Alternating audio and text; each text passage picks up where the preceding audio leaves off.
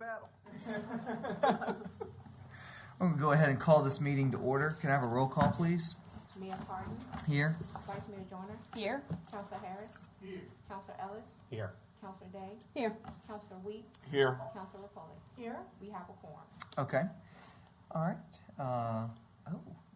That's the first time in a long time we haven't had a electronic participant. Okay. All right. I move that we go into closed meeting under Virginia Code Section 2.2-3711A38 and 29 to discuss the acquisition, disposition of real property, where discussion in an open meeting would adversely affect the bargaining position or negotiating strategy of the public body, the award of a public contract where discussion in open session would adversely affect the city's bargaining position, and to consult with legal counsel regarding specific legal matters, real estate contract discussions, support agreement with the EDA, and 2.2-3711A1 to discuss personnel matters, including city attorney annual evaluation, city clerk 6-month evaluation, and review of city manager finalists. I'll second that. Who's second? Oh, okay. So who made the motion? I'm sorry. You made it. You said I move.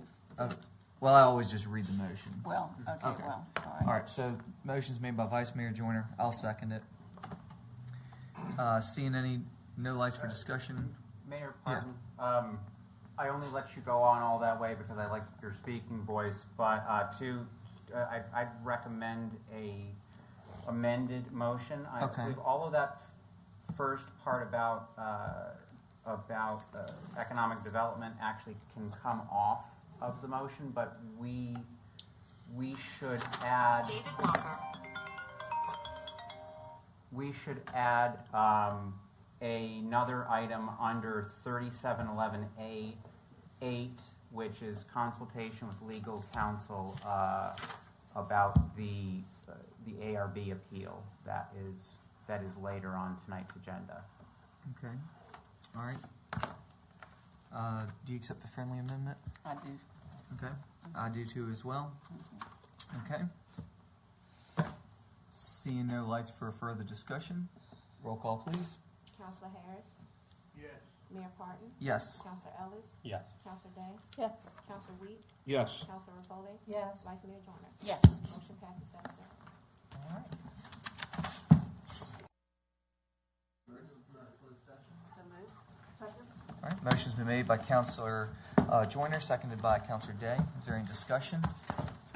Seeing no lights, roll call please. Councilor Harris. Yes.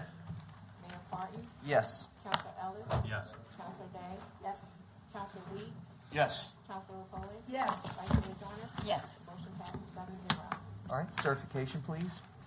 Certification under Virginia Code 2.2-3712D, where only public business matters, 1, lawfully exempted from open meeting requirements, and 2, identified in the closed meeting motion discussed in the closed meeting. Roll call.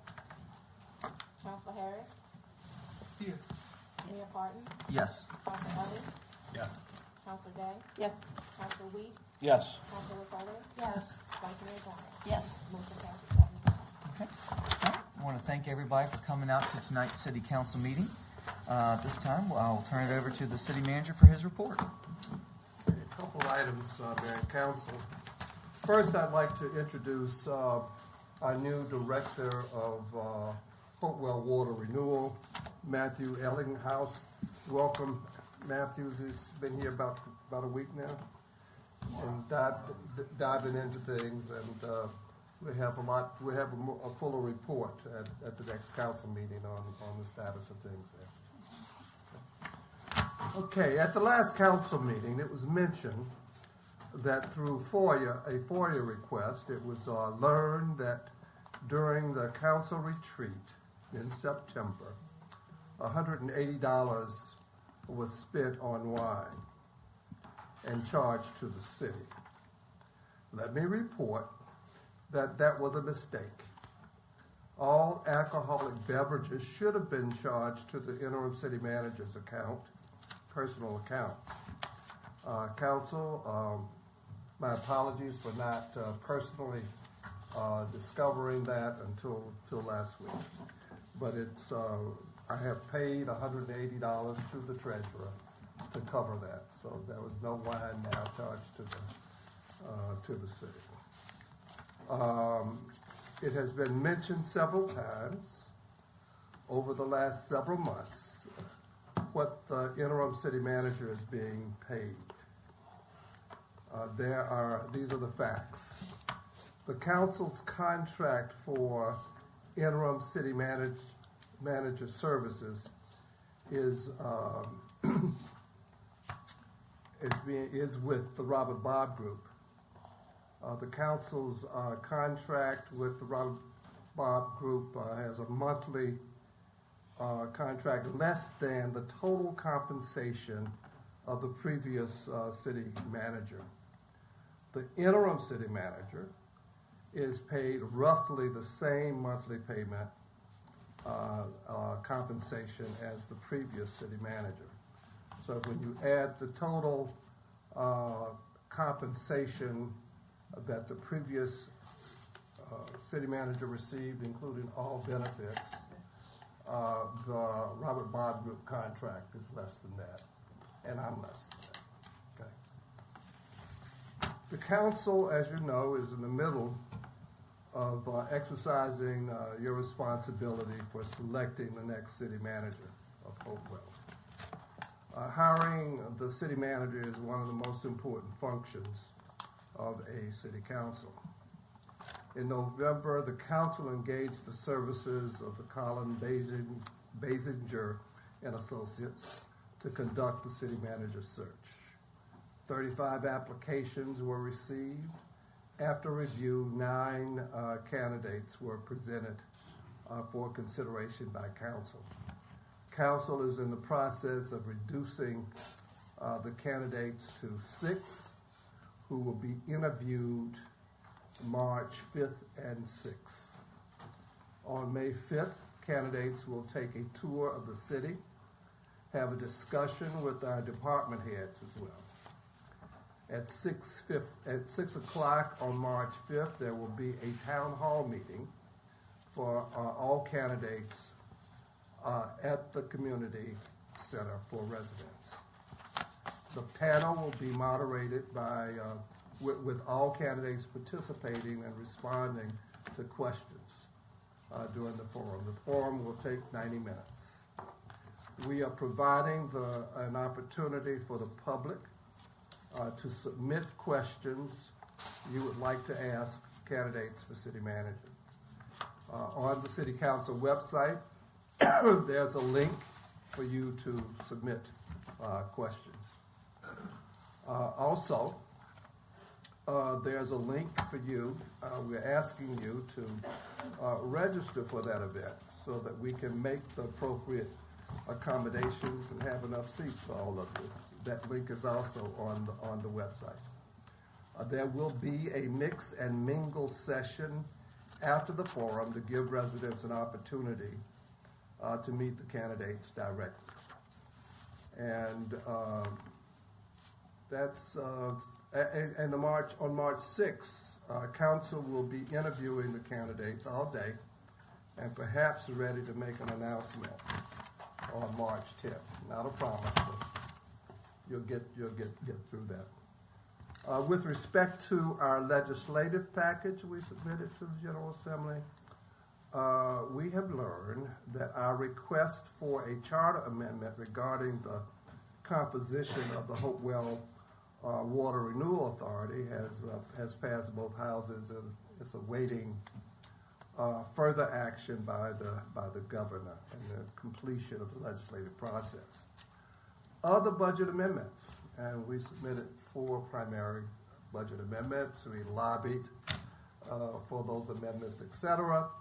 Apparently did not pass this year, but the council and staff showed up in Richmond, made a good effort at lobbying for, advocating for our cause, and I think that should be a practice hereafter. You got to fight for it if you want it. Also, it has come to my attention that some question has been raised about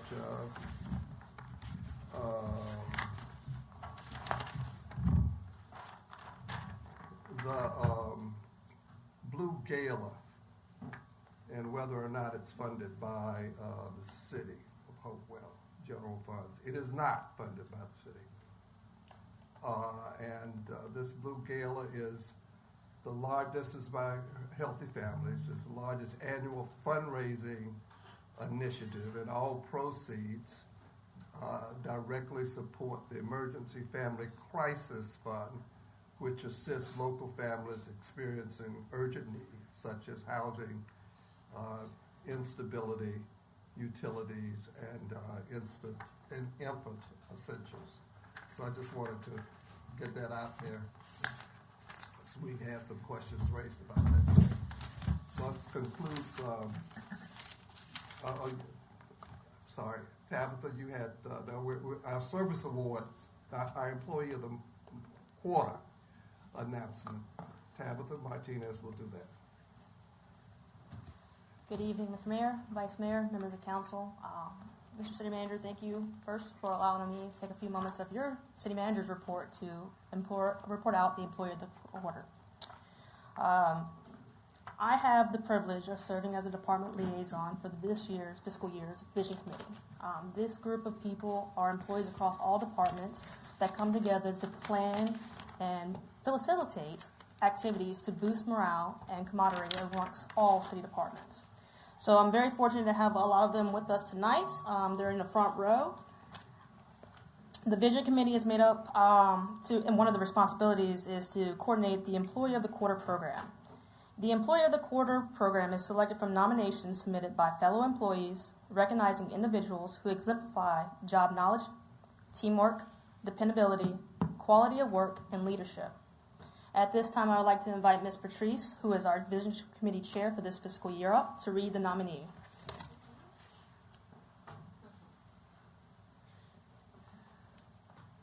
Good evening. Allison has continuously demonstrated exceptional performance at Hopewell Water Renewal. Her proficiency with computers, programs, and various data management tools is outstanding. She not only excels, but also regularly assumes additional responsibilities that extends beyond her official job description. The quality of her work continuously surpasses expectations as she continuously goes above and beyond what is required. Allison is always willing to assist with any task assigned to her, demonstrating a flexible and supportive attitude towards both her colleagues and the organization. Her leadership is evident in her coordination of meetings aimed at enhancing workload efficiency for many of the employees, reflecting her commitment and passion for Hopewell Water Renewal. I'm sorry. It's Allison Swindell. Did I pronounce that? Okay, come on.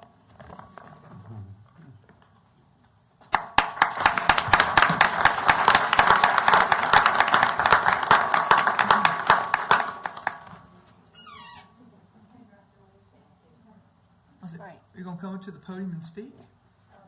Share a few words?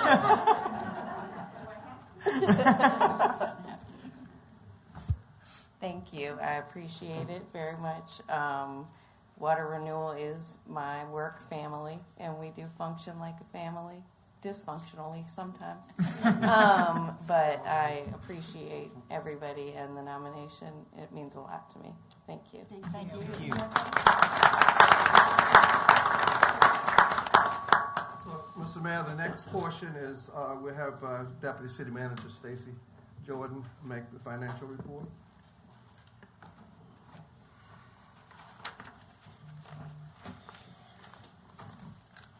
Good evening, Mayor, Vice Mayor, members of council. This is the January Finance Committee meeting financial report.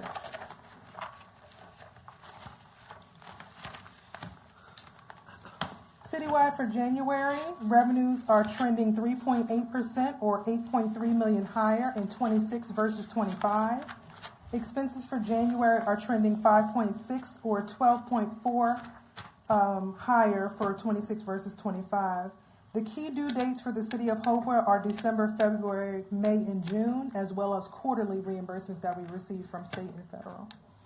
Increase in expenses stem from annual increases in the class and comp study, increases as well as increases from schools and enterprise capital expenses. Any questions on citywide? And I just want to be clear, when we're looking at these financial statements, if you look at 25 actual, it looks like we had 110 over 115, which is a 5.5. It looks like a loss, but as we go throughout the fiscal year and our revenues start to come in, because we're spending, we have $9 million in our bank account, as well as an additional $20 million in investment accounts. The city is not broke. We're not in the red. This is just financial statements as where we are as when we receive our revenues and expenses are being paid out. Okay? Thank you. Just wanted to clarify that. That's quite a bit of misinformation that Yes. loves to get thrown out there. Thank you. All right, general fund. Our general fund for January is trending 0.51% or 1.4 million higher in revenues for 26 versus 25. Expenses for 26 are trending 5.4 or 1.4 million lower in 25 than 25. Increase in expenses, of course, again came from our annual increase for a class and comp study increase. But again, if you look at our general fund, we are trending better in 26 than we were in 25. Which means we're monitoring our expenses a lot better than we were last year. Okay. We'll go on to our enterprise fund. Enterprise fund for January is 8.55% or 5.4 million higher in revenues for 26 versus 25. Expenses for 26 are trending 7.1% or 4.6 million higher in expenses in 25. Increase in revenues stem from our on-time billing and capital billing for fiscal year 26. And increases in expenses stem from working through capital projects in our DEQ NOV. There will be a presentation from HWR in March 10th, an update on what has been progressed through the capital projects within the plan. Okay.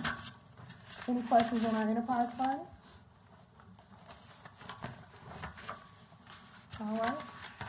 Our schools is trending 2.92% or 899,000 higher in revenues for 26 versus 25. Expenses are trending 7.9% or 4.7 million higher in 26 versus 25.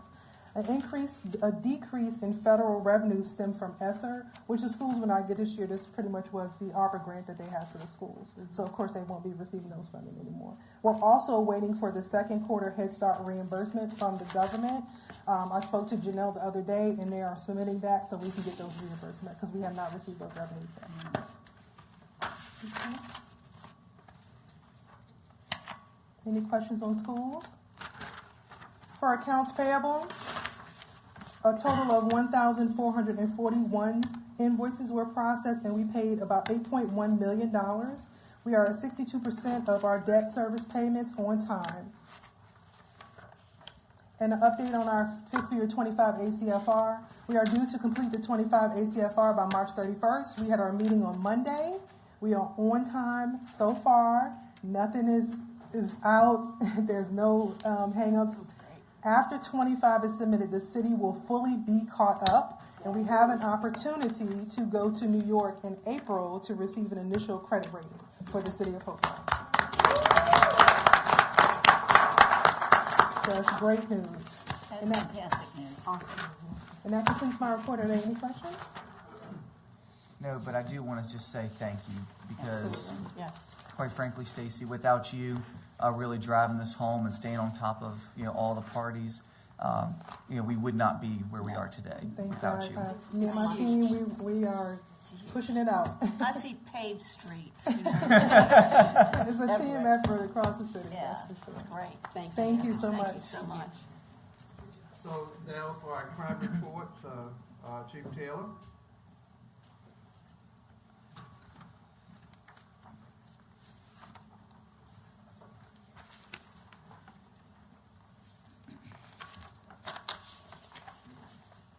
Good afternoon, Mr. Mayor, Madam Vice Mayor, members of City Council.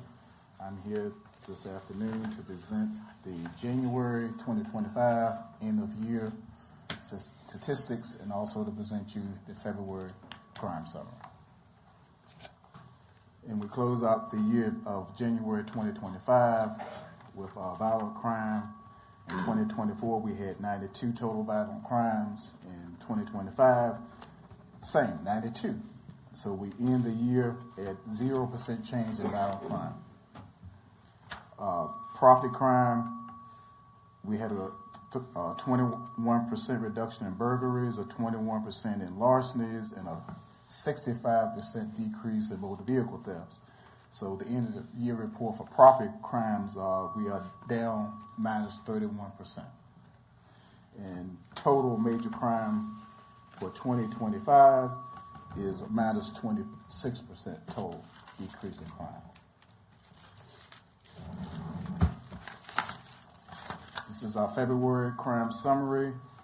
For violent crimes, at this point in February, we're minus 43% in violent crime. Property crime, we're minus 35%. So total decrease in total major crime is minus 37% at this point in February.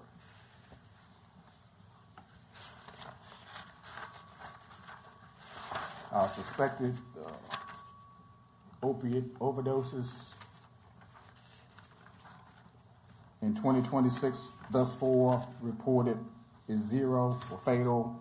Non-fatal, we've had 2 reported in 2026 for a grand total of 2 so far of this year in February. Shots fired, verified shots fired. In 2024, we had a total of 64. In 2025, we ended that year with 54. So 10% reduction in compared to 64, 10 reduced. And thus far for 2026, we've had 1 report. Neighborhood Watch group meetings, nothing has changed. Hiring and recruitment, the applicant testing was held on February the 21st. We still have 3 emergency communication operators that are vacant. 1 emergency communication applicant is still in the background. This time it was 7 police positions are unfilled, but currently it's 6. We just hired a gentleman and he will start April 1st. And we have 3 applicants remain in the background, and 40 applications have been received in the last 2 weeks. Our community policing ward officers, nothing has changed. Our community engagement activities, once again, I reported this. The Citizens Academy is still scheduled for March the 5th through the 7th. Start time will be 6 o'clock p.m., and the academy will be held at the police department. We also continue the HEAT, which is help eliminate auto theft, and a platoon has been conducting HEAT initiatives throughout the month. And the Tri-City Police Memorial Breakfast is still scheduled for May the 7th with a start time at 7 a.m. and it will be at the Hopewell Moose Lodge. And the SROs have implemented a curriculum called Heroes in Training for students to volunteer, doing intersections, and whoever these students may have an interest in law enforcement with the start date of March the 2nd. The Maplewood Avenue Speed Study. This was done January the 15th through January the 23rd. And this was a 9-day total speed study from a Thursday through Friday. And as you know, the posted speed limit on Maplewood Avenue is 25 miles per hour. Total vehicle count throughout that 9-day period was 2,579 vehicles. Vehicles under the speed limit percentage was 91.28. Vehicles over the speed limit percentage was 8.72%. And out of the 2,579 vehicles, the average speed violation was 27.54 miles per hour. And out of the 2,579 vehicles, 0 were over 37 miles per hour. Once again, this was a 9-day study. We will continue to monitor speeding in that area and continue to do covert speed studies throughout the year. And the last slide is just a breakdown of the speed study, which you will see in the green margin, which shows that 91.3% that was under the speed limit, and the 8.7% you will see in yellow, and the 0% also is in yellow regarding the speed limit study. That's the end of my crime summary, and I'm here to answer any questions that council may have. Okay. Yes, ma'am. So I do have a concern. I see 2 forcible rapes already in 2026, and last year was only 3 in total. Any analysis on that or insight on forcible rapes? Those are on the investigation, and those that is not by unknown parties, they are known to each other, and it's still under investigation. I see. Okay, thank you. Any other questions? No? Okay. Thank you. Thank you, Chief. Mayor, let me ask Stacy, we were gonna talk about the budget schedule?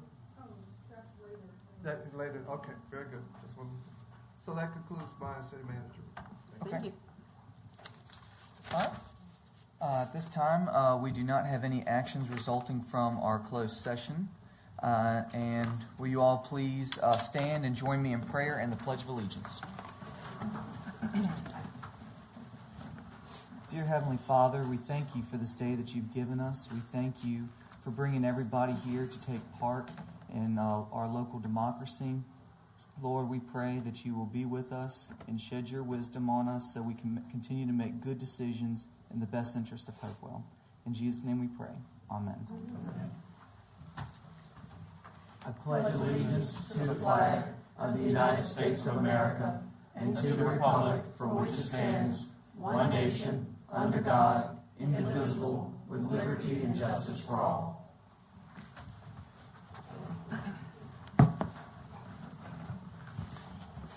All right. Is there a motion to adopt the consent agenda? So moved. All right. Motion's been made by Vice Mayor Joyner and seconded by Councilor Ellis. Is there any discussion? Seeing no lights, roll call, please. Mayor Parton, Yes. Councilor Ellis, Yes. Councilor Day, Yes. Councilor Wheat, Yes. Councilor Republic, Yes. Vice Mayor Joyner, Yes. Councilor Harris, Yes. motion passes 7-0. Okay. All right. Moving on to communications from citizens. Madam Clerk, will you please read the statement? A communications from citizens period limited to a total of 30 minutes occurs at each regular council meeting. Persons addressing council approach the microphone, give their name and if they reside in Hopewell, their ward number. Each comment is limited to 3 minutes. No person is permitted to speak on an item scheduled for public hearing. All remarks must be addressed to the council as a body. Any person who makes personal, impersonate, abusive, or slanderous statements or incites disorderly conduct in council chambers may be barred from future communication from citizens and removed. Okay. First one that I have signed up for tonight is Miss Laura Greenwood.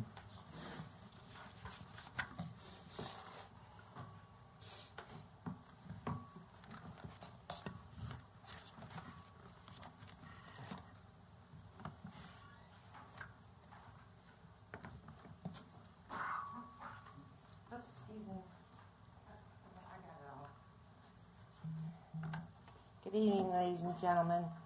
I'm still upset about the waste of taxpayers' money.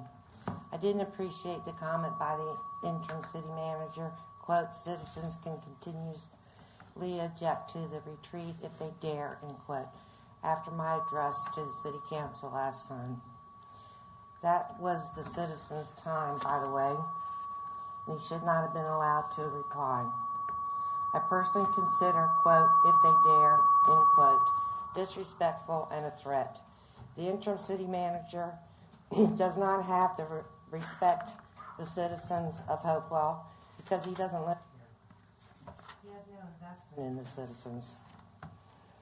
Your constituents and your citizens, and you should be insulted by that comment as well. Speaking of constituents, it's my understanding that most, if not all, the elected never contact their constituents. I was told by one city council member it's too expensive to do so. Each of you get taxpayers' funds, budget around $4,000 a year, and you are not using that money for award meetings either. You use that taxpayers' money to contact them, and anything left over should not be allowed to go anywhere else except back into the taxpayers' coffers. You're not to apply taxpayers' money to a .org or etc. without your constituents' permission. It's not your money to give away. I believe Darlene Thompson passed my contact info on to the new appointed Ward 6 representative 2 weeks ago. If so, he has not bothered to call or email me. If he didn't get it, I have another one right here. If he did get it, then in my opinion, this goes to show me he doesn't care about his constituents either. As a retired commercial artist, advertiser, marketer, and production manager, I will use my skills to make sure each ward that is up for election or re-election, those wards will be notified on what you have voted on. So this is not a threat or a warning. I'm proactive, as you've learned, and I will make sure your ward will know, since it's obviously you do not respect or do for the majority of the people in your ward.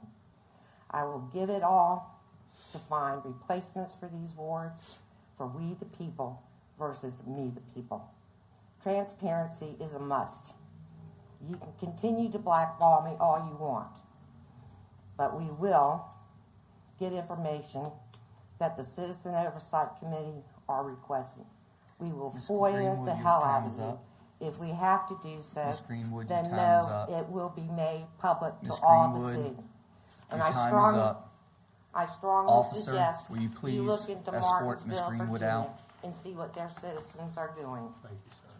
Would you like this card? I have your card from last time. Thank you. All right, next signed up for tonight is Mr. Tommy Wells.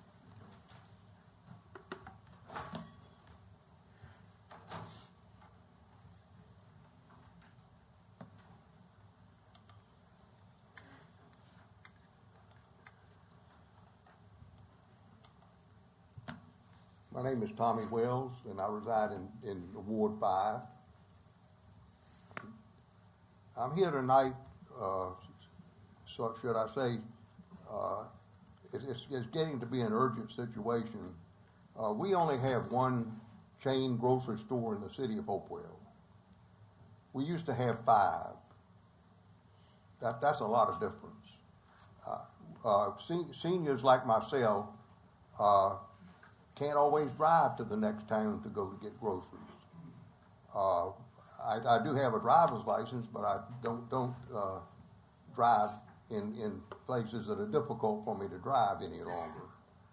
But to make a long story short, the grocery store, you go to the grocery store and stand in line, and they got lines all the way to the back of the store. And it's just getting to be ridiculous that we have to deal with something like that. And I know that there are ways to get grocery stores to come to a city like Hopewell. So I'm asking you to please have an economic development or something to ask someone to please come to Hopewell to help us out. And I have another thing. I know it's not the right time of the year to do it, but it's been this way since last summer even. The lines, markings on the streets are just horrible. You can't even see them any longer. And of course, I know with the snow and ice that we had, that had something to do with it, but it was already bad before that came. And I don't know what the plans are, but I would ask you to please have something done to mark, because when you get in a situation like myself, you use those lines to help you drive. And that would be very helpful to me. And I have a third thing that I would ask council to consider, or the city manager to consider. I run a program on Channel 3. It's called Conversations with Andre Whitehead. He has been to just about every police organization in the state of Virginia. He's been to Hampton, Newport News, Norfolk, Virginia Beach, and interviewed these police, the chief of police of each of these locations, to find out what their needs are and what he can do to help them. And I would like for Hopewell to be included in that program. It airs on my channel at 9 a.m. on Sunday morning and also at 5 p.m. on Monday evening. All right. Thank you, Mr. Wells. Thank you. Thank you. And I'm finished. Thank you very much. Mr. Rogers, that's a really good point that he made about the street markings. Can we have Public Works go around and do an assessment and see what we can do about getting the worst remarked? All right, thank you. Okay. Next up is Mr. Mark Burrows.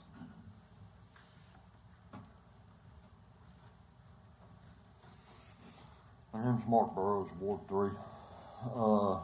I'm going to be direct because that's who I am. At a recent meeting, a statement was made that citizens could object to the council's retreat if they dare. I'm not here to dare anyone. I'm here to participate.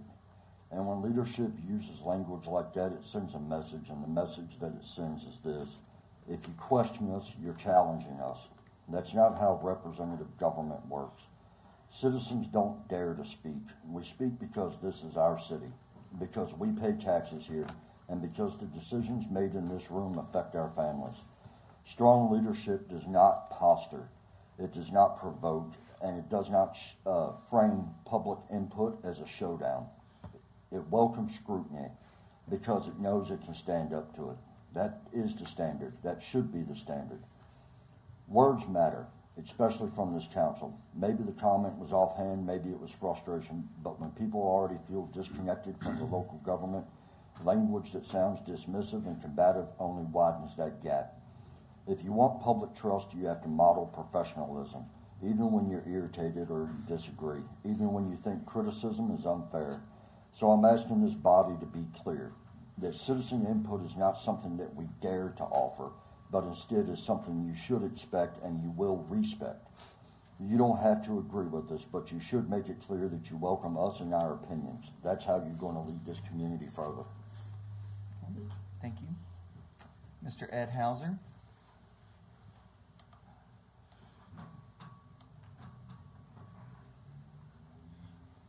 Ed Hauser, Ward 5. It's nice to hear tonight Miss Jordan's doing such a wonderful job, considering she was hired by city manager y'all fired. Citizens can object to this retreat continuously if they dare. Well, guess what? I don't only dare, I challenge. When you have a community as ours, we do not have the money of these other big communities that you talk about that can afford to have these nice retreats. It would have been nice if our city council decided to keep it local here, spend their money local here, and not spend a bunch of money that didn't need to be spent for something that nobody can tell us what y'all actually did, because we heard it was for y'all to work better, we heard it was for the wastewater treatment plant. Depending on who you talk to is what you hear.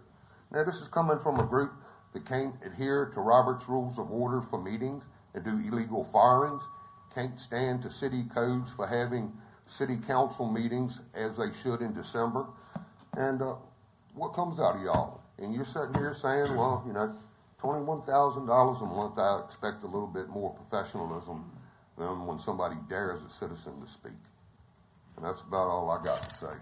All right. Thank you, Mr. Hauser. Ms. Randolph? Hi, my name is Debbie Randolph, and I'm on Ward 1. I, too, wanted to speak on the comments that were, I was not there that night, but I read them in the paper and saw them on the fold back. And following the city, in the city councils for 22 plus years, I've never had a city manager tell the citizenry that they dared to do anything. It did take me aback. Certainly, being on council, I understand about retreats, but retreats are for the ability for council to do what they're supposed to do, to get along. Team Hopewell is what you all were talking about, amongst many other things.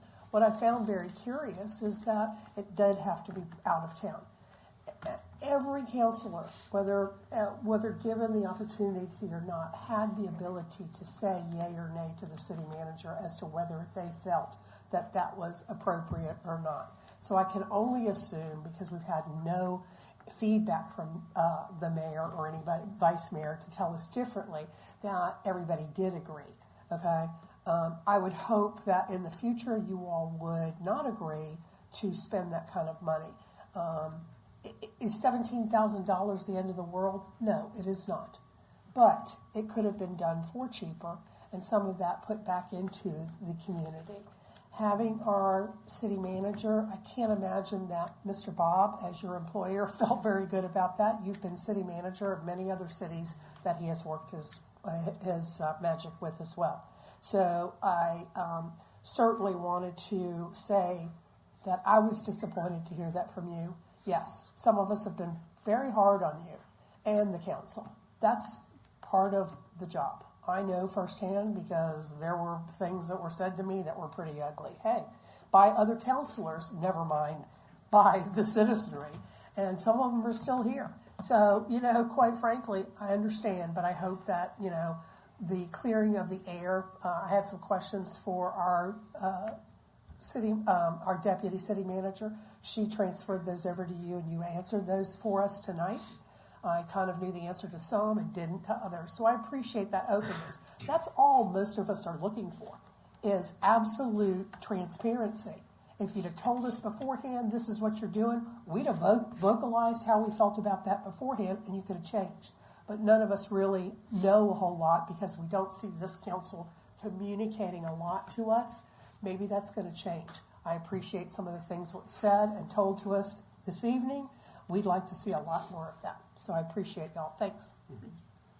Thank you, Ms. Randolph. Ms. Sherrod Fuller.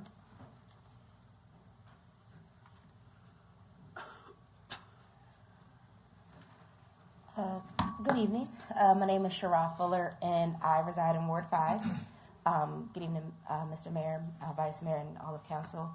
I just wanted to come before the city and just remind everyone of a few events that are coming up in the city that we would appreciate attendance to. This Thursday, February 26th at 10 a.m. at the VFW on Lynchburg Street, the city's Triad meeting will be held. And while our Triad's mission is dedicated to enhancing the safety, security, and quality of life for our older adults in Hopewell, all are welcome to attend. As the chair for the Triad Committee, I am obviously not, but so old. However, all are dedicated to making Hopewell a better place to live, especially for those who have a lot to offer still. Ward 5 is having their monthly neighborhood watch meeting on Monday, March 2nd, weather permitting. I'm not gonna lie, if it's super cold, if it's snowing, something like that, I'm not asking anybody to go out. I will post it live on Facebook so that way folks can still attend virtually and get the information that's needed. But we do meet at Wesley United Methodist Church on Norfolk Street. But I will be posting information, and I appreciate Chief Taylor sharing about the other neighborhood watches as well. And I also want to say, if it's okay, currently with the leadership and support of Councilor Rapoli, Ward 7 is looking to start their own neighborhood watch. And it would be great for all of the wards, whether they live in Ward 7 or they live somewhere else, to come and be a support. So it's still in the infancy stage, but it's something we're really, really getting a lot of traction on. And it would be really great to have the city's support and all the residents thereof. As well as the city and the schools are hiring for many positions as they're all facing different shortages. We're currently on intersections. They're short bus drivers. They're short teachers. They're short paraprofessionals. They need support. So I'm going to say the quiet part out loud. Instead of everyone hopping on Facebook and complaining, let's get out here. Let's apply to some jobs that are hiring. Let's do the part to be the change in this city.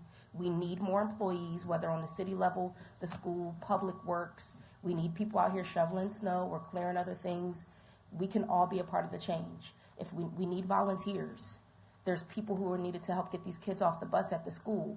I'm a parent, but we need more people over at Harry James DuPont and Patrick Copeland helping, because it's the principal and the nurses and other people out there getting these babies off the bus, because people are short-staffed. So the city needs our support. The boards and commissions need more people on there. They're not puppets. They're actually out there trying to make a change. People really care. So I'm asking people to apply and do your part as citizens. Thank you. Okay. Thank you, Ms. Sherrod Fuller. All right, next is Mr. Justin Goodman.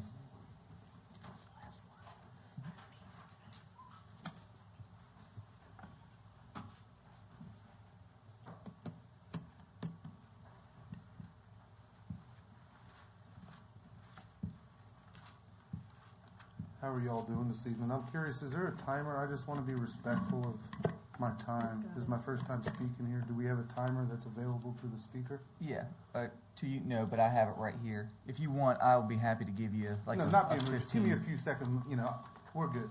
Okay. Cool. My name's Justin Goodman. I'm a former resident. Really loved my time in Hopewell. 7 years. Head Start is an awesome program. My kids went through it.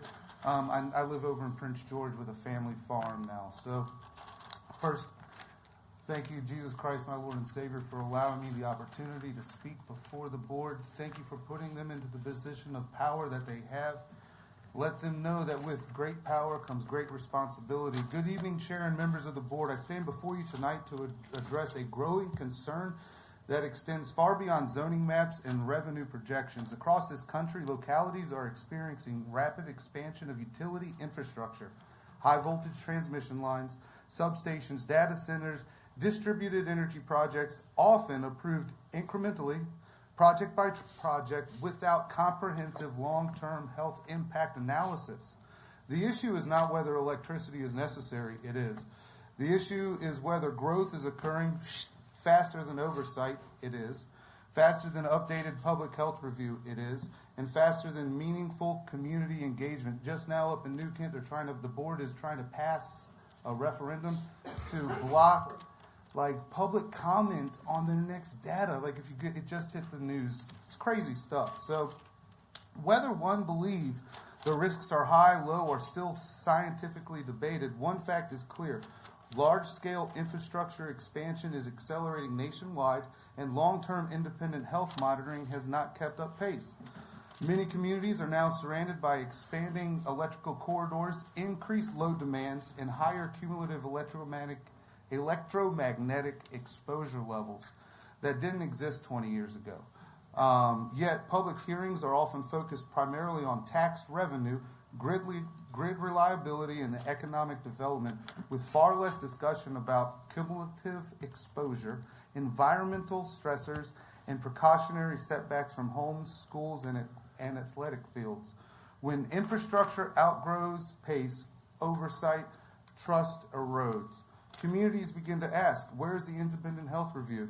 Where are the updated cumulative exposure maps? Where are the buffer standards that reflect modern load levels rather than decades-old assumptions? Who's responsible for tracking those things? Local governments are often told that regulation rests with federal agencies or state commissions. Utilities point to compliance with existing standards. When standards are outdated or based on limited historical data, compliance alone does not equal precaution. I would encourage everyone to check out Aaron Brockovich. Just because the company says it's safe does not mean it's safe. Sir, this is real you got stuff. 10 seconds. 10 seconds. I'm going to give this to you as well. I'm not here to spread fear, but what I will say is if we don't ask the questions now, all across to the energy companies, I'll be back to present more. We risk looking back years from today. Do you mind just leaving it with the clerk? Yeah, and then she absolutely. can make copies of it and give it to all of us? No, we just look back asking why we didn't ask these questions in 20 years. Our parents didn't ask the questions. So Thank we're you, asking Mr. Goodman. them. No, we're cool. Thank you all. God bless you. Thank This you. is my device that's here. Thank you. And, you know, with great power becomes great responsibility. God bless America. Thank you all. Thank you. You're welcome. Okay. All right, moving on to regular business. The first item, I'm actually going to, You want to come up? well, I was going to let you do it. Well, come, if you want to come up, we can do it right down there. Yeah, let's have all the city council come down. This is mighty special. Recognizing Shayna. Yeah. Shayna, Story, come up to the front. Yeah, we're going to go up to the front. Mr. Harris, we'll just let you stand right there. We'll stand in front of you. How about that? There you go. Yeah.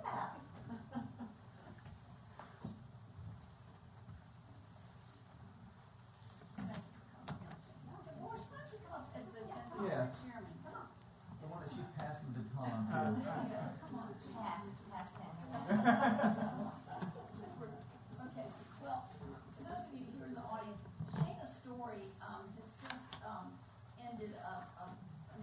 term as chairman of the EDA. And during this particular period, she accomplished a great deal. And I thought it was very appropriate for us to honor her. And so I have this proclamation which I'll read for you. And I think it summarizes some of her accomplishments. This is whereas the Hopewell City Council recognizes the vital role of dedicated volunteer leadership in strengthening economic growth and community development. And whereas Shana Story assumed the role of chairman of the Economic Development Authority shortly after her appointment and immediately undertook a comprehensive review of its materials and operations, bringing organization, structure, and renewed direction. And whereas she provided steady and strategic leadership through significant matters, including the foreclosure proceedings and auction of the Boyd Hill property, the boathouse lease negotiations, and the authority's inaugural acquisition of properties. And whereas through her collaborative approach and forward-thinking leadership, the Economic Development Authority has emerged as a legitimate and proactive economic engine for the city of Hopewell. And whereas Shana Story exemplifies volunteer excellence through her reliability, teamwork, professionalism, and productive spirit in service to the citizens of Hopewell, therefore be it proclaimed that the Hopewell City Council hereby recognizes and commends Shana Story for her outstanding leadership, dedication, and meaningful contributions to the economic advancement of the city of Hopewell. In witness thereof, I hereto set my hand and cause to be affixed to the great seal of the city of Hopewell in the Commonwealth of Virginia this 24th day of February 2026. Mayor John Parton and Vice Mayor Rita Joyner. Congratulations.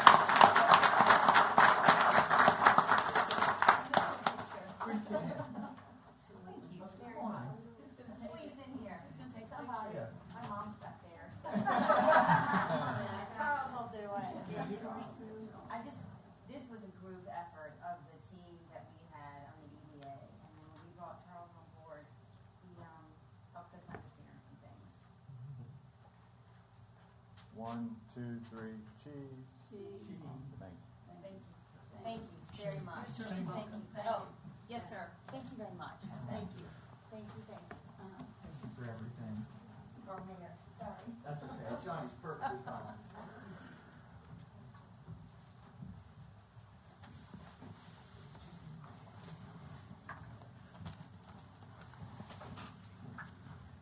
Okay. Moving on to R2, Ms. Jordan.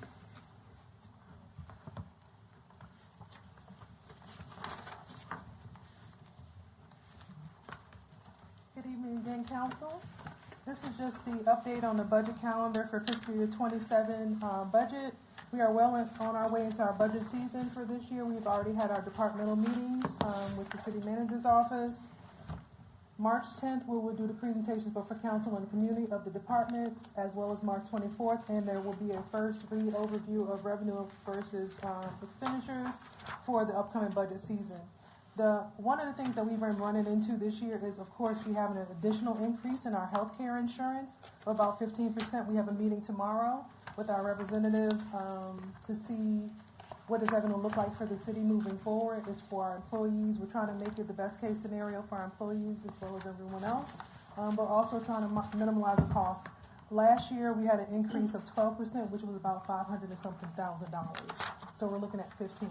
The higher our claims are, the more increase our insurance, our premiums go up. So another thing we're running into is a slight loss of revenues in regards to personal property and business license. Personal property assessment values phase out.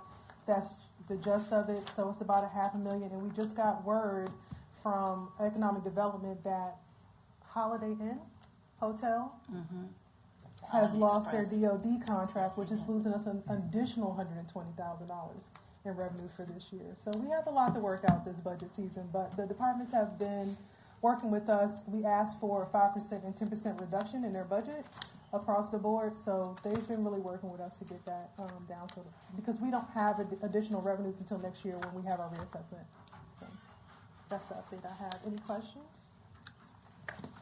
No, it's not. You want to highlight the Oh, yes. budget forum? Yes, so we will have our, like we did last year for the first time, we will have our town hall meetings for the community to participate and review the budget and ask questions on April 16th and the 23rd. Where will that be? We're going to do it at the community center.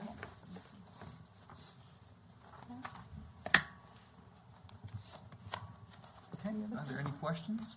All right, seeing no lights. All right, thank you, Ms. Jordan.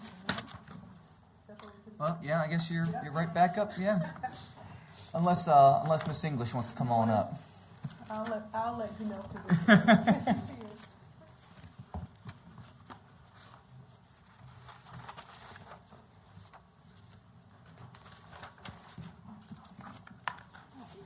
Good evening. Janelle English, Director of Finance for Hopewell Public Schools. The school division comes tonight for the public hearing and requesting approval of a supplemental appropriation amending the current budget by a total of $4,758,285 in additional state and federal funding, as well as the prior year's surplus being rolled forward.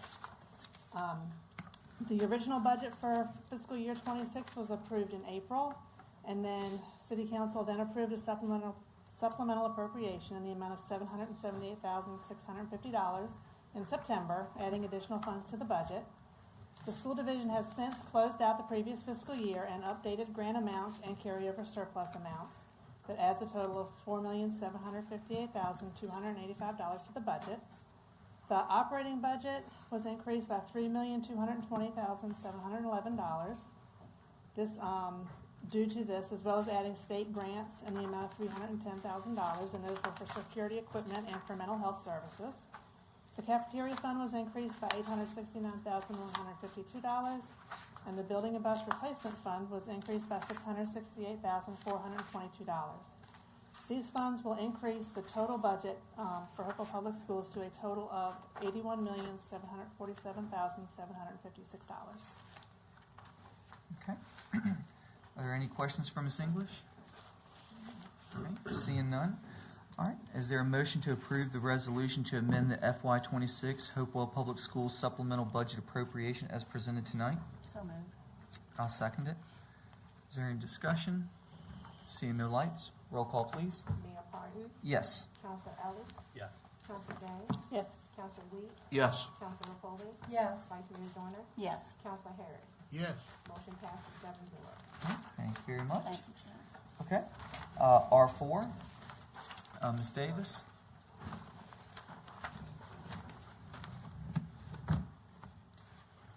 That's okay.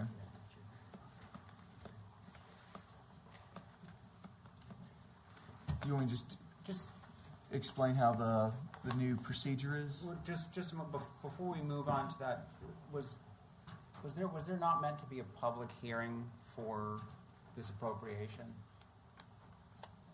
Yes, it was. It was a public It's on hearing. the agenda as Yeah, one, and I supplemental believe we appropriations advertised it for a yeah, public it was a hearing. public hearing. Okay. Yeah. Yeah. Sorry, did not catch that. Yeah. Okay. All right. I apologize. We'll go ahead and we will backtrack. All right, I'm going to go ahead and open up the public hearing. I do not have anyone signed up for it tonight. I'm going to go ahead and close it. And just redo the motion. Is that the best way to do it? Yeah, I think it's probably best to just redo the motion. Okay. To be sure. Okay. All right. Is there a motion to approve the resolution to amend the FY26 Hopewell Public School supplemental budget appropriation as presented? So moved. I'll second it. Seeing no lights for discussion, roll call. Mayor Parton? Yes. Counselor Ellis? Yes. Counselor Day? Yes. Counselor Wheat? Yes. Counselor Foley? Yes. Vice Mayor Joyner? Yes. Counselor Harris? Yes. Motion passes 7-0. Okay. All right. Moving on to next public hearing. Okay. All right. So just real quickly, the procedure that council has agreed to doing at the recommendation of the city attorney is that for all ARB appeals coming to city council moving forward, the applicant will have 5 minutes to present. The ARB chairman will present their case for 5 minutes. We will open the public hearing. We will then have questions from council, and then we will do the vote. Okay? All right. Mr. Andisi?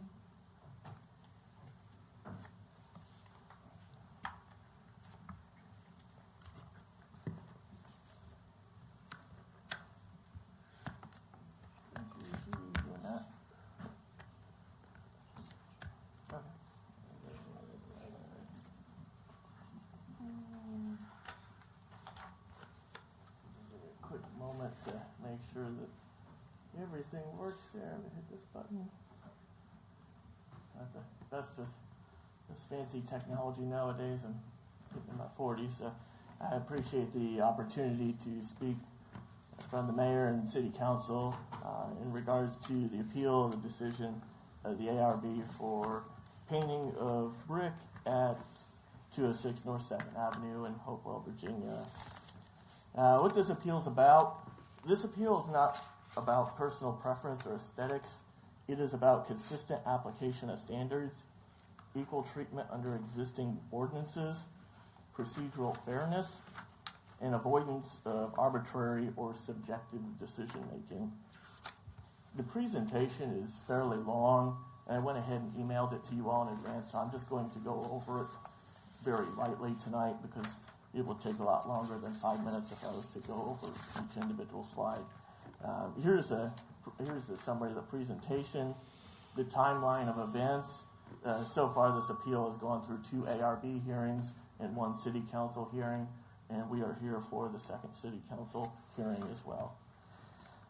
Painting of the exterior brick, I took some pictures of the exterior brick at 206 North 2nd Avenue. You can see there's several deformities on the property itself, what you might call it, cracked mortar that needs to be repointed, several spots that have been repointed prior, holes in the masonry that have been patched, discolored brick, lightly painted brick, etc. Here's more pictures of it as well. It was suggested to us by the ARB that we could match the grout, but as you can see, that's not easily achievable, and that's on the City Hall building itself. Here you can see the visible evidence of that there. There's also painted exterior brick masonry on this building here at the City Hall. And this is what I propose to paint the building. I think it looks a lot better with the painted brick. It would finish the job of what we originally applied for. The color that we chose was SW Classical White, 2829 Sherwin-Williams paint. Here are some other projects that I have done in the past involving painted brick and block. One is my garage at 15 Rodman Road, and another one is a full rehab that we did on 5256 Stratton Road in the city of Richmond. Here are some notable events from the first ARB hearing, notable events from the first city council appeal on November 18th, notable events from the ARB reconsideration on December 3rd. Basis for appeal, 3 main reasons. First reason is that currently there are 36 other buildings in the B1 district that have either painted brick or block. That list has been provided prior. Between 2023 and 2024, the DDRC and the ARB approved 2 other applications that had previously unpainted brick for the painting of the brick. Those addresses are 425 East Broadway and 115 117 South Main Street. And then it's also noteworthy that the City Hall building, which we're in right now, has painted brick on the exterior of its building. Here's some notes taken from the DDRC meeting. Here's a picture of 425 East Broadway in Hopewell before and after. Before you can see the unpainted brick, and then after you can see that it was painted. 115 117 South Main Street in Hopewell, you can see before unpainted brick, and then after there was painted brick on that building too. I've made some notes about concerns involving procedural fairness, consistency and standards, and I want to go over the concerns as far as the economic impact on downtown Hopewell. Denial of reasonable exterior improvements negatively impacts the value of my building. This approach discourages reinvestment by other downtown property owners who seek to improve their properties. Over time, this undermines revitalization efforts and harms the overall appearance, economic vitality, and competitiveness of downtown Hopewell. And clear objective standards encourage responsible reinvestment while preserving the character of downtown. So in closing, I ask that the City Council, 1, reverse the ARB's denial, 2, approve the application to paint the exterior brick, 3, provide guidance to ensure consistent, objective, reasonable property maintenance standards are published in the ordinance going forward. And 4, that all standards are applied equally to all applicants. And I'd also like to state too that, property owners that have to come before council, this is probably hard for many property owners. I've done this in the past, so it's not hard for me, but if you can imagine, there are probably other property owners tonight that might want to make maintenance or make other changes to the exterior of their building. And it could be intimidating for them to do the same. So with that, I'll take questions. I appreciate you. All right, thank you. Are there any questions for Mr. Randisi? All right, seeing no lights. Okay, thank you. All right, now we'll hear from the chairman of the Architecture Review Board.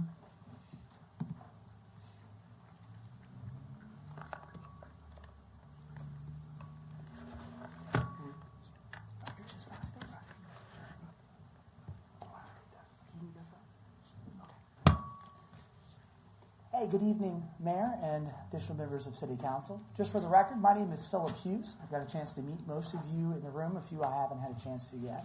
But I am the current chair of the ARB. The applicant's main appeal argument is summed up with the old English proverb, what's good for the goose is good for the gander, which is a very simple way of saying that what applies to you should apply to me, which is the natural human desire that each and every one of us have, is to make sure that there is no appearance of double standards, that we're not holding someone else to a standard that we ourselves are not willing to hold. And that's a reasonable argument that he's making, especially off the jump. As you watch his presentation or read his letter, you drive through the downtown and you see so many buildings that are painted. And as you look at the different decisions that you cited, it can look like we have truly violated the rule of what's good for the goose is good for the gander. Until you give us an opportunity to explain ourselves before you review the facts. So you have to understand the first one that he cited is 408 East Carlson Street. And back in October of 2023, the application came before us. One of the big things about it is the property was already painted when it came before us. So we were looking at a property that was, 1, already painted, and 2, this property was built in 1975. This applicant, Mr. Randisi's property, was built in 1916. That means it's over 110 years old. It would be unfair for the ARB to hold a property that was built in 1975 to the same standards and rules as we would a property that was built in 1916, over a century ago. We can't look at those two properties the same. It would be unfair. 1, because of its age, because it was built in 1975, it's outside of the period that we count historic within our downtown. The second is the brick. How they did modern brick in 1975 is not the same type of brick that they used in 1916. Now, the second one that he used is on South Main Street. And this is really what looks like gets us right off the jump, because both properties are over 100 years old. So you would think what's reasonable is the same brick that's on South Main Street would be on his building. And that's true at first glance. But after you review the facts, you realize there's a lot more to South Main Street. 1 is we relied heavily on the Virginia Architectural Institution. And they told us very clearly that this property had been so modified over the years that it was impossible for us to be able to hold it to a historic preservation standard. A few reasons for that is the exterior had been changed. Some of the brick had already been removed in the past, been replaced by cinder block. So trying to hold it to that same standard would be impossible. It would put undue pressure on the building owners. And as a current building owner in downtown, of course we're not looking to put undue stress on a building owner. But I need you guys to see that South Main Street is a prime example of what happens when we don't have oversight in our historic downtown. It is the example of what happens when we just allow property owners to not consider the fact that their building is over 110 years old and that it matters for us to preserve our historic district in downtown. I need you also to realize that we didn't make up these rules. These rules come down from the U.S. government through the Secretary of the Interior. They advise us over and over again to heavily discourage painting old buildings that have not been previously painted. The big reason of that is that when you paint this old brick, what happens is you have moisture-related issues. If you come to City Point Ice Cream and Burgers, I can show you on my building that there are serious moisture issues that I have to deal with every single year because somebody in the past told them that it was perfectly safe to paint the building. And so I have expense every single year to maintain my brick because of moisture-related issues. And that's the problem. Whereas humans, we're always learning and we're growing and we're learning new things. But our historic buildings are meant to be like a time capsule that's stuck in time. Once ago, they had said asbestos was perfectly safe for us to have in our homes. Lead-based paint, perfectly safe around kids to be painted on toys for children. Now we know different. The point of the historic preservation is to remove that chance of time of learning for these old buildings. This building has stayed the same for 110 years. We didn't do this because we don't like Mr. Randisi or because we didn't like the color. We're doing this because across the board, we're trying to set a new standard. And we just denied someone on 425 East Broadway where they wanted to paint the outside of their building. We denied it for the exact same reason. And if you allow this to go forward, what's going to happen is you're going to tie our hands. We're not going to be able to have historic preservation. They'll paint the buildings, they'll have more moisture issues, and 10 and 20 years from now, property owners like myself will be told over and over again, I wish they wouldn't have painted the brick. So that's my report for you guys. I'd like to just present myself for a moment for you guys, to anybody to ask questions of how the board might have came up with this ruling of denying painting the exterior brick. Okay. Is this the right format for that, sir? Yeah, so now it's time for questions from council. Vice Mayor Joyner. Yeah. Yes, ma'am.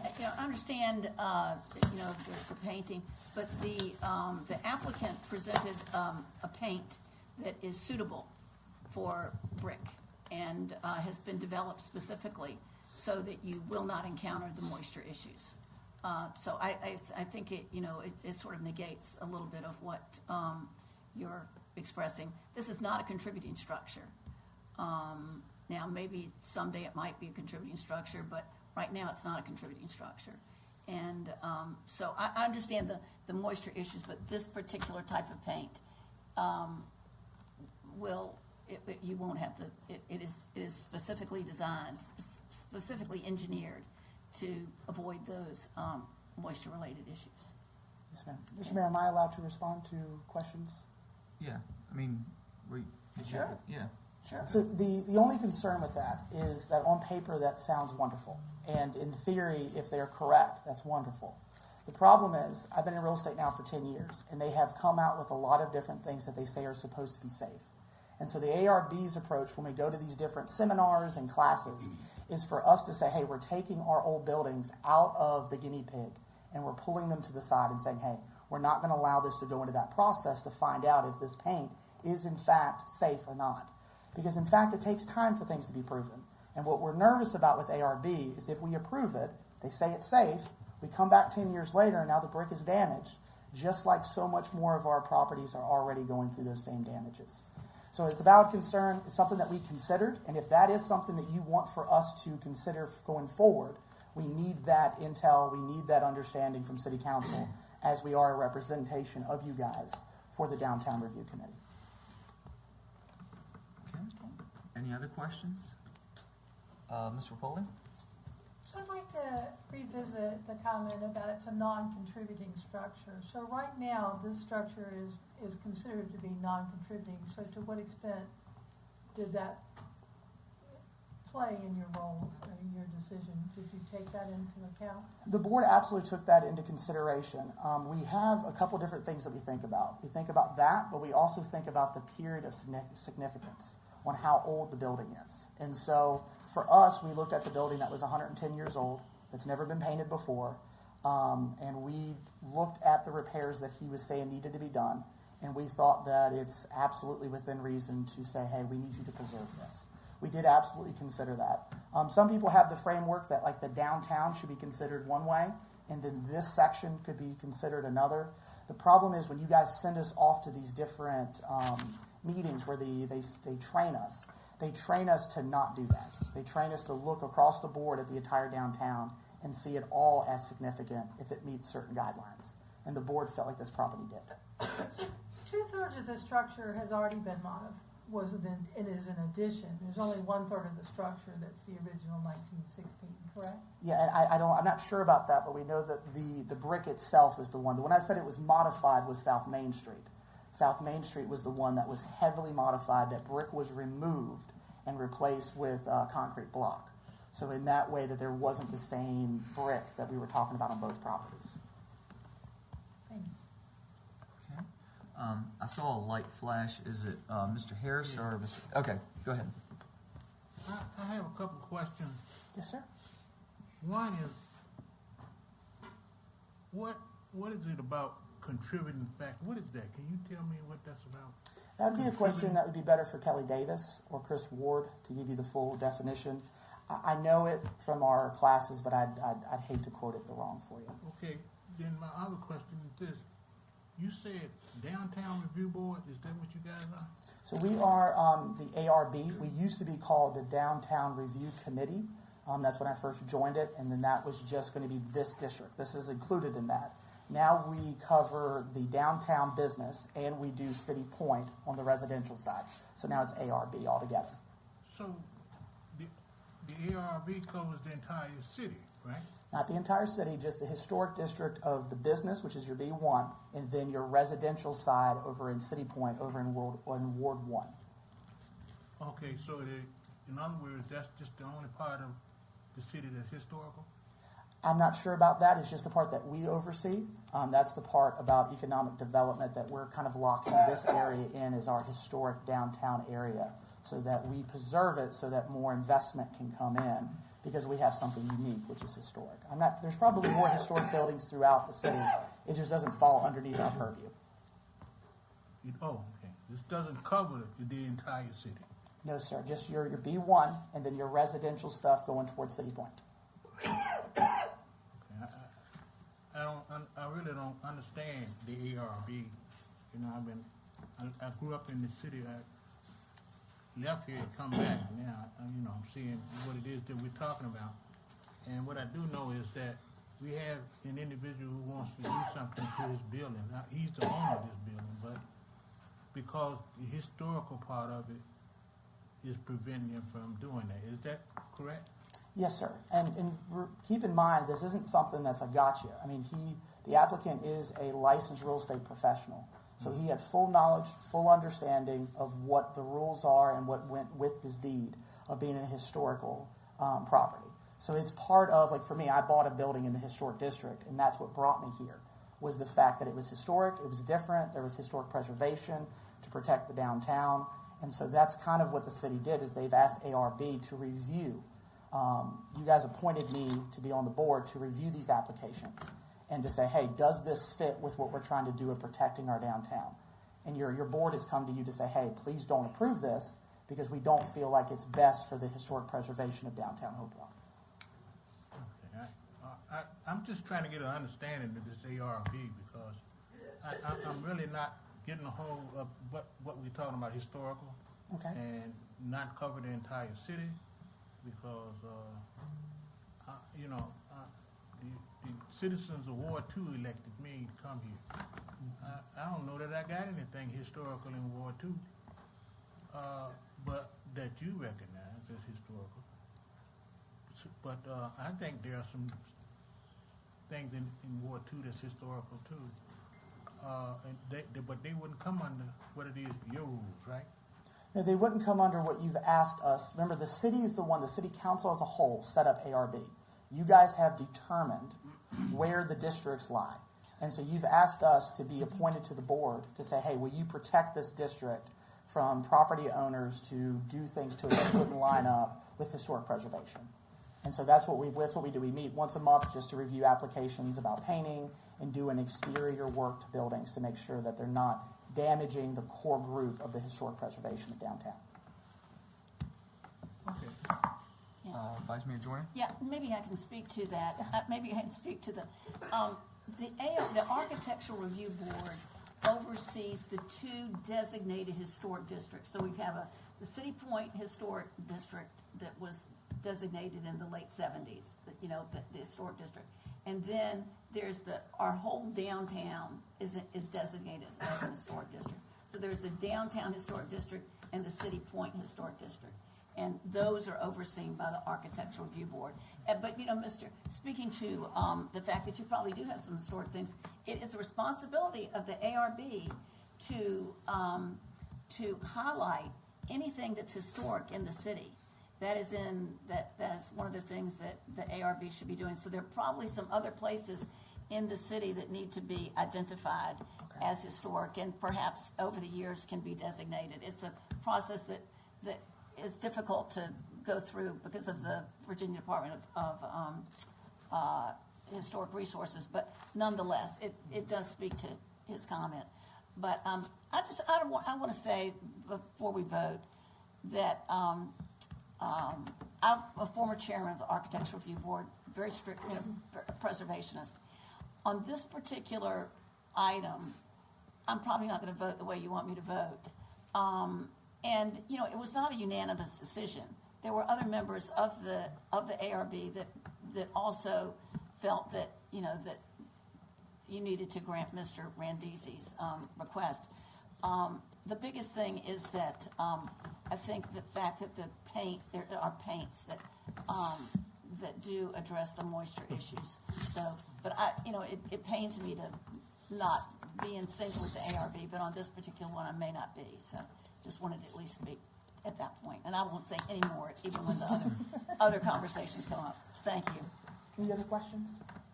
All right, seeing no lights. Thank Mr. Mayor, can I say one last thing? Well, your 10 minutes is already up. Oh, okay. I was just going to say, thank you guys for letting me present this. And like Ms. Joyner said, this was not an easy vote. My job is just to present what the ARB has asked me to present to the board. Thank you, guys. Okay, we'll go ahead now and open up the public hearing. First one we have signed up is Mr. Mark Burrows.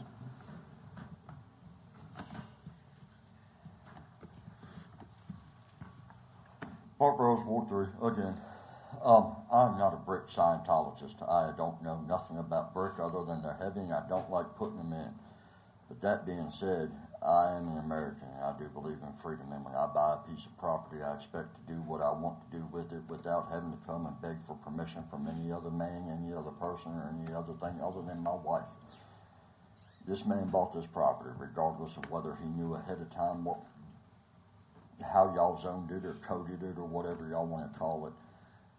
It's his property to do what he sees fit with.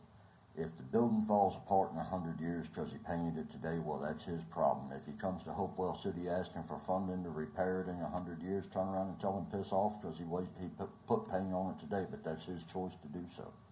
All right, it's not y'all's problem.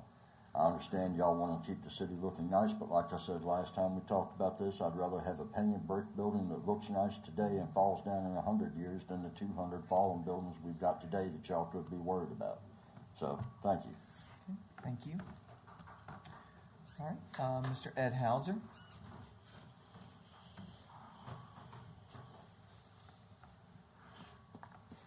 Ed Hauser, Ward 3. I've been to several of these meetings with Mr. Randizzi. The first meeting we went to, one of the board members didn't like the color. I didn't know color would have anything to do with structure. And then second meeting we went to, one of the board members says, well, what if they don't paint it right? Well, guess what? That's not their issue either. That's the painter's issue. You know, what if? I can understand Mr. Hughes's concerns here about buildings and moisture and so forth. Listen to him talk about lead paint. Guess what? Lead paint back then was the thing. That's what they knew was best. That's what they used. Well, guess what? Same scenario right now. This is what they recommend to use for this. So, guess what? This is what you got to use. So, you know, he's trying to take a old building and make it look very presentable, up to property value, which ought to be a benefit from y'all. When the property value goes up, guess what? Y'all get more money. Why keep fighting them on this issue? All right. Thank you, Mr. Hauser. Ms. Randolph? Well, it looks like the same three people keep speaking, but that's the way it goes. I'm Deborah Randolph from Ward 1. I'm not going to speak to the same things that the two gentlemen before me spoke of, and I certainly understand the reasoning for Main Street program and their use of the Department of the Interior standards for buildings. And it causes a dilemma in my mind that right now, it didn't appear from what was said and some other things that were added by counselors and others that we really have a good grip. Yeah, we've got those guidelines, and they can, be as rigid with those guidelines as they want to be. But is that where we really want to be? Yes, we want to provide the city some structural guidelines to keep our historic districts clear of crazy stuff. But I have also known that in the ARB, in the historic district in Ward 1, we had a lot of problems with the rigidity of what was going on down there. And the citizens, when this city decided to add that to their district, a lot of them already lived there. They didn't have a choice. It was put on them. But it did not allow people that didn't have the money to use for specific windows that were required by the Department of Interior that were so damn costly that nobody could afford them. There was no give and take, and that's what I'm addressing here. I absolutely understand what you all are trying to do and what the ARB is doing. And that department has always worked with everybody in this city with code and everything else, trying to give us those options. But what I'm worried about is the rigidity and what you all need to discuss with the downtown, with this ARB, and where we want to be with this. Certainly historic structures are going to be more of a problem for us in deciding this. But do we really want to turn off business people from coming here? That's what we're looking to have done. And I know that the realtors in the historic district in City Point became frustrated because they couldn't get anybody to come down there and buy these structures, these houses, because of the rigidity. So I encourage you to please go back, look at it overall for what it's going to do for the residents, the business owners, and the city as a whole. Because it doesn't appear to me that we're stuck in anything that is workable as much as we probably should. Do we want to, we have these guidelines, but we can give leeway. That's a possibility. It's up to you all with the ARB to decide how much leeway. And to give people the ability to come here, do business, and tell them how great it is. Okay? That's what I'm asking. Do it for maybe him and then work on it going forward. Thank you. All right, at this time, we are going to go ahead and close the public hearing. And now it is time for questions from council to staff. Are there any questions for Ms. Davis or Mr. Ward? Okay, all right, seeing, I got a question. Go ahead. Is there, I'm hearing what I am about the ARB. Is there any plan to expand what the Architectural Review Board is doing throughout the entire city? Is there any plan? I mean, on the side of the city that I grew up in, it was pretty historical to me. How many of you in here have ever heard of the Harris Snack Bar? Anybody? Okay. That building is on Reverend C.W. Harris Street. And it was built by Reverend Harris. And I haven't ever had any individuals to say anything to me about it being historical, but it's historical in a sense of when it was built and what happened in that building, and it's still standing. So I'm just curious as to whether or not, because what I understand, this whole city was built up based on stuff that shouldn't have been torn down because it was historical, but because it wasn't historical, it's gone now. And I think that that's the question that I have.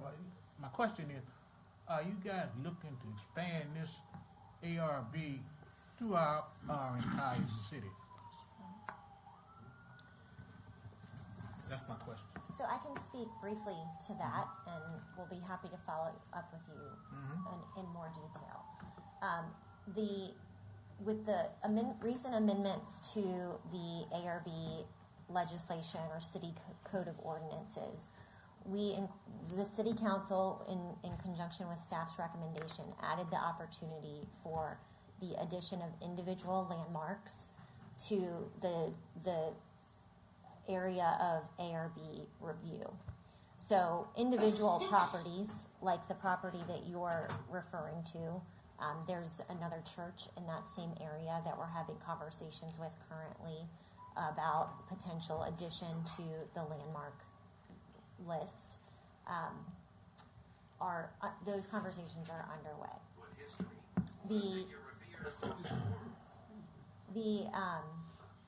So that is one option. There's not a current plan in place to create new historic districts, but as Vice Mayor Joyner mentioned, that is one of the ARB's areas of expertise that they are permitted by council and directed by council to do as part of their area of responsibility. There is a very strict process through the state in terms of reviewing areas for eligibility for historic districts, incorporating public input about new historic districts, adding those areas to the zoning map so that they're clearly available when someone goes to look at a property, whether they would buy it or sell it or just generally interested in the property. So it's a complicated process to proceed through to evaluate and then add those areas to what's called the local historic district. There's different levels of historic district as well. Does that help to answer your question? It does. Okay. I'm just curious as to what it is that's going to be done when we start talking about historical, right? Downtown was not the only historical part of this town. This town right here has a lot of historical value throughout the entire city. That's the reason why I asked the question. And I'm raising issues about what it is now that I'm talking about in regards to what I'm hearing in response to what it is that we are doing for individuals that come here to conduct business. You're right. I'm in agreement that we need to look at what it is that we are doing and we are disapproving because of some rules that don't even apply to the entire city. So that's my thought on it. Yeah, you answered my question. Thank you. Okay. All right.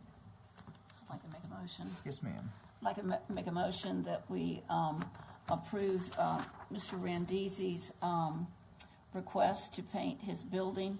I do want to put in there that the paint should be the paint that is has been designated as appropriate for brick. That would have to be the standard. But I'd like to make a motion that we go ahead and approve the I second that motion. Okay. All right. Motion's been made by Vice Mayor Joyner and seconded by Councilor Wheat. Is there any other discussion? Seeing no lights, roll call, please. Mayor Parton, Yes. Councilor Ellis, No. Councilor Day, Yes. Councilor Wheat, Yes. Councilor McCollum, Yes. Vice Mayor Joyner, Yes. Councilor Harris. Yes. Motion passes 6-1. Okay. All right. Moving on to R5, Mr. Bissett. So what you have in front of you is sort of a housekeeping measure. There's a part of most localities in Virginia's ordinances that describes what its city or its county seal looks like. Most counties and cities' ordinances then go on to regulate their use. This is an oversight in our code of ordinances historically. So this would be adding language to our ordinance about the city seal that regulates its use.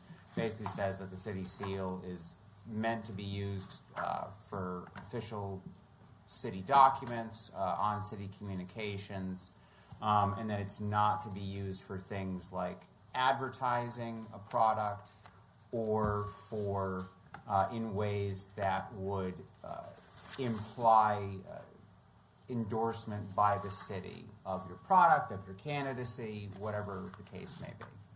So, like I said, most localities in Virginia have this as an oversight. We do not. So this offers one that is similar in form and substance to other nearby localities.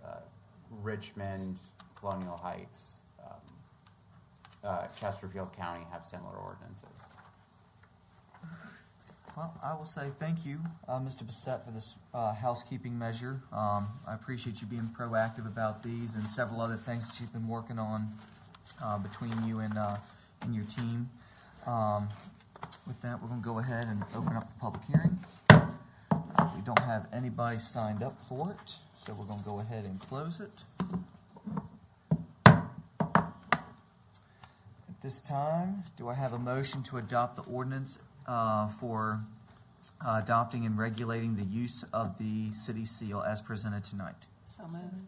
Second. All right, motion's been made by Vice Mayor Joyner and seconded by Councilor Harris.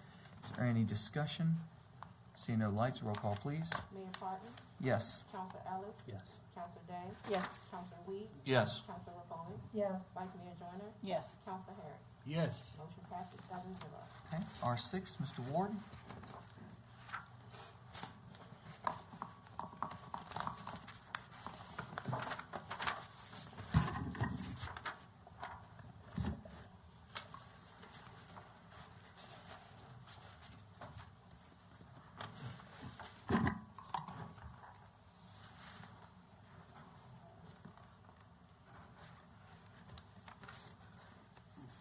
Good evening, Mayor, Vice Mayor, members of council.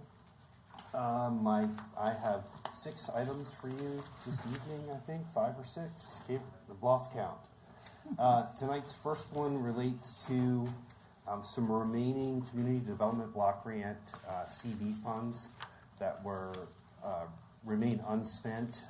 You may remember the city received CDBG CV funds back in 2020 in response to the COVID pandemic. Right now, we have $31,202.27 that remains unspent. We do need to allocate and spend this money if the city wants to keep it. Remember, this is money that came down from the federal government, and this remaining amount would need to be spent by late September of this year. So, just some quick background. CDBG CV funds were a special federal allocation that was provided by Congress to address the COVID pandemic. These funds have a very limited range of the types of projects it can be spent on. We used our CDBG CV funds for homeless outreach services previously, amongst other things. And again, the funds must be spent by September of this year, end of September this year. We have tried to allocate these funds several times over the last few years. Most recently, the CDBG committee, which at the time consisted of 4 members from City Council, voted 3-0 to recommend the allocation of these funds to the City of Refuge for homeless services. Again, the amount is $31,202.27. That's all I have for my presentation. But I am available for any questions that you may have. This is a public hearing because we are allocating funds. Okay. Are there any questions for Mr. Ward before we open up the public hearing? Okay. Hearing none. Public hearing is now open. We don't have anyone signed up for it, so we're going to go ahead and close it. All right. At this time, is there a motion to approve the CDBG COVID fund reappropriation as presented tonight? Second. Mr. Harris, quick on that one. Motion has been made by Councilor Harris and seconded by Councilor Day. Any discussion? Seeing no lights, roll call, please. Mayor Parton, Yes. Councilor Ellis, Yes. Council Day? Yes. Council Lee? Yes. Councilor Bowman? Yes. Vice Mayor Joyner? Yes. Council Harris? Yes. Motion passes 7-0. Thank you. All right, and R7. Bring us home, Chris. So, this is, we're going to be doing this a little bit differently this evening. We're going to do all 4 CUP applications up front and hold 1 public comment Period for all. period or for all 4. So, anyone who wants to express a comment about any of the 4 can come up during that one time. Okay? Let's see. Our first one is 501 North 4th. This is a conditional use permit request to construct a single-family dwelling on non-conforming lot parcel 011-1165, also identified as 501 North 4th Avenue. The applicant is Trek Properties LLC, who is serving as an agent for the owner. This particular property is located in Ward 1 and zoned RO4. It's right near 3.5 Street Park, literally across the street. The minimum lot size in RO4 is 60 feet wide and 7,200 square feet. This particular parcel is 57 feet wide and only 5,415 square feet. So the nonconformities are in the width and total square footage. The applicant is proposing to construct a 1-story single-family dwelling. It's 3-bedroom, 2-bath, 1,440 square feet. Some elevations here of what the proposed structure will look like. The applicant is proposing to construct a home that is a little bit larger than the average size of the homes that are already there in the neighborhood. That average size of the existing homes is just over 1,000 square feet. Applicant's proposing vinyl siding, which is common, and of course our ordinance requires that the structure will meet the RO4 setbacks. Staff recommends approval of this application with our standard conditions. You're, I'm sure, quite familiar with these, but for the audience, I'll just state that they are, the requirements would be 12-inch minimum eaves along all roof edges, minimum tree canopy coverage of 20%, driveway of asphalt or concrete, brick or stone foundation on all 4 sides, foundation plantings in the front, and essentially that the structure that will be built, if approved, will be in substantial conformance with the elevation plans that I showed you earlier. I'm available for any questions if you have any when we get to the end of this, but Planning Commission has recommended approval of this application. It was a 5-0 vote. That we have not received any public comment to date. And again, I'm available for any questions if you have any. I will move on. I have to get used to this too, to the next one before we hold the public hearing.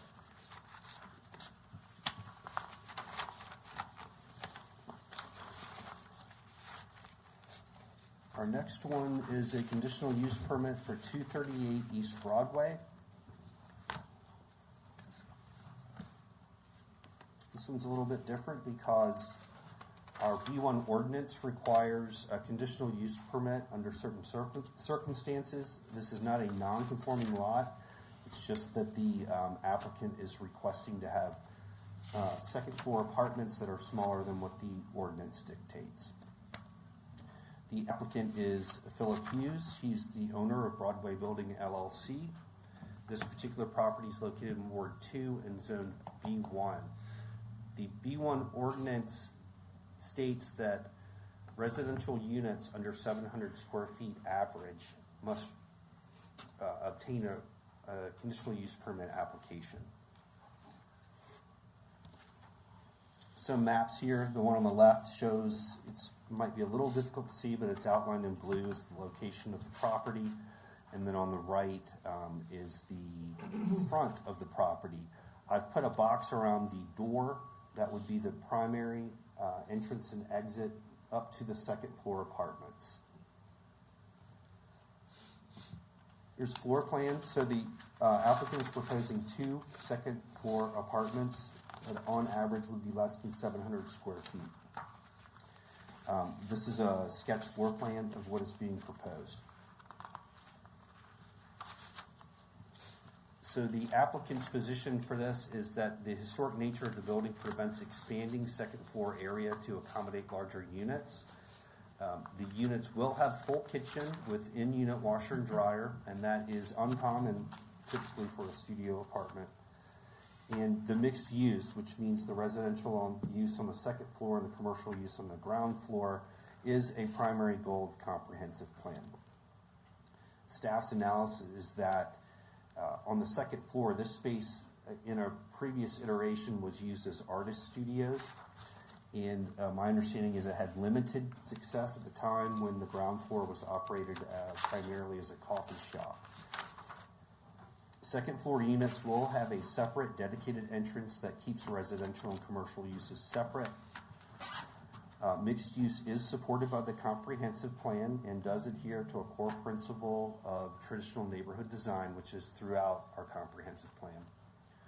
Studio apartments, yes, they are small, but they do add a varied housing option in downtown. And there are at least 5 other mixed-use properties along that section of East Broadway. Staff does recommend approval with the following conditions: that trash receptacles serving these residential units will not be stored in the front of the building or on the side. There's a concrete patio on the side of the structure, and that they will not be stored there either. Apartment addresses, including unit numbers, will be clearly identified on the second floor entryway door, and that's to support emergency services, fire and police primarily. And that second floor window coverings will be limited to blinds or draperies that must be maintained in good working condition. Other coverings essentially are not permitted. Planning Commission did recommend approval, or does recommend approval of this application. They did modify one of staff's recommended conditions, and that is the last one, and to add the phrase that the second floor window coverings would also be uniform across all windows. So that was a good observation on their part, and that is the modification that they are recommending. We've received no public comment to date. Mr. Hughes is here this evening if you have questions for him or if you have questions for me.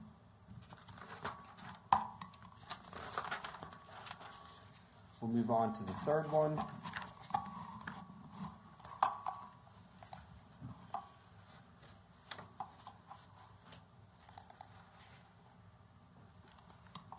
Again, we have another conditional use permit request as required by the ordinance.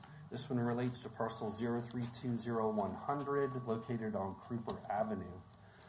The applicant and owner are the same. It's Mr. Lopez, and this property is located in Ward 6 and zoned R2. The R2 states that if you want to build a duplex, you are required to obtain a conditional use permit. So the parcel is conforming. It's just the ordinance that's guiding the CUP process. Get the map here on the left, the general or a close-in view of the property, and then on the right, the general location. The applicant proposes to construct a 2-story duplex with each unit being approximately 1,200 square feet. That would be, each unit would be 3-bedroom, 2.5 bath. Currently, this is a large, vacant, somewhat overgrown lot there on the corner, and the applicant is suggesting that they will be bringing nice new housing to this neighborhood. As you could see on that previous slide there, that's somewhat of the lot plan that's being proposed, and then floor plans as well. Some elevations.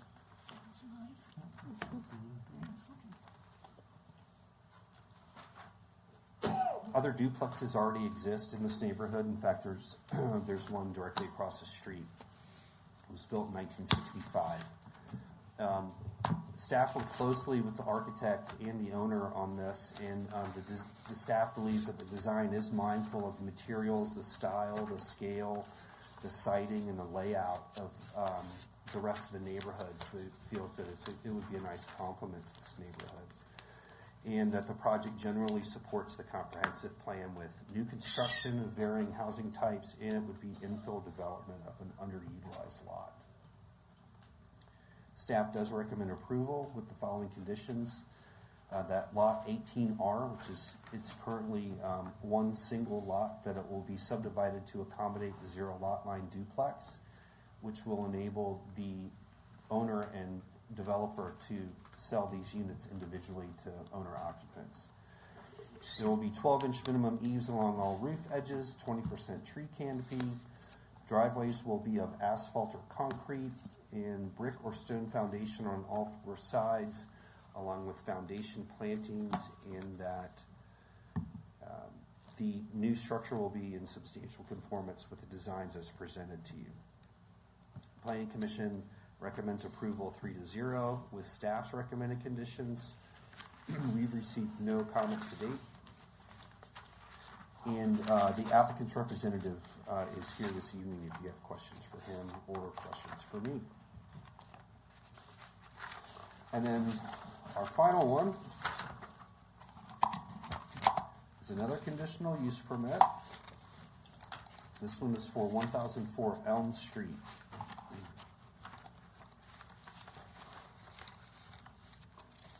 Similar situation. So 1004 Elm Street, parcel 0420630.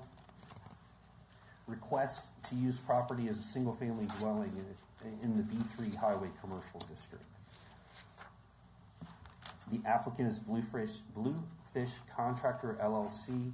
This particular property is located in Ward 6 and Zone B3. The B3 requires that in order to use a property for single family, you must receive a conditional use permit request. Remember, B3 is typically or generally a commercial district.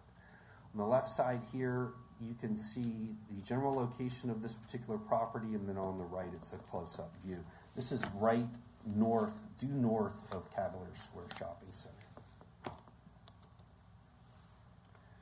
As you can see, the zoning here is a little unusual, I would say. You've got light industrial, which is M1, directly across the street. You've got B3. This is part of B3, which is Cavalier Square and does extend westward and southward. And then, of course, R4, which is a high-density residential district, completely adjacent to all of this. The applicant is proposing a 3-bedroom, 2-bath, 1,610 square foot structure with vinyl siding. Again, single-family home. These are the side elevations. Proposed house will have high-quality appearance, compatible in scale and character with the neighborhood. The applicant is also stating that the single-family dwelling use reflects the surrounding uses, which is correct. All the other structures on this particular block are single-family residences. The zoning itself reflects historical conditions associated with the development of Cavalier Square Mall, and that the use will be in harmony with the surrounding properties. Staff does recommend approval of this request for the following reasons: that the comprehensive plan does support residential infill development specifically in this area. It is called out specifically. And secondly, the proposed dwelling will be compatible in scale, size, materials, and use with the surrounding properties. I'll make one other comment. This is probably a good area. Staff has had their eye on this area for a while, but when we come back to you later this year with potential zoning map amendments, this area, we will be taking a good look at this area to make sure it's zoned properly, because right now it's a little confusing and a little bit mixed up. It's a hot mess. Mm-hmm. We are, again, recommending approval of this conditional use permit with the same standard conditions that I've already gone through. Again, that they will be, the last one being that it will be in substantial conformance with the designs as presented to you tonight. Planning Commission also recommends approval 4-0 with staff's recommended conditions. No public comment to date. Again, I believe the applicant is here this evening if you have questions for them, also myself. And that's it for me. Okay. Do we have any questions before we open up the public hearing? All right, seeing none. All right, the public hearing is open. I only have one person signed up. I can't make out what the first name is, so I'm going to go with the Mr. or Mrs. Riley.